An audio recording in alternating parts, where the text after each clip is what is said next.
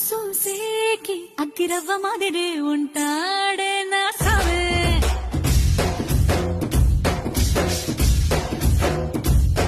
మెత్తాని పత్తి పువ్వుల మరే సంటాడే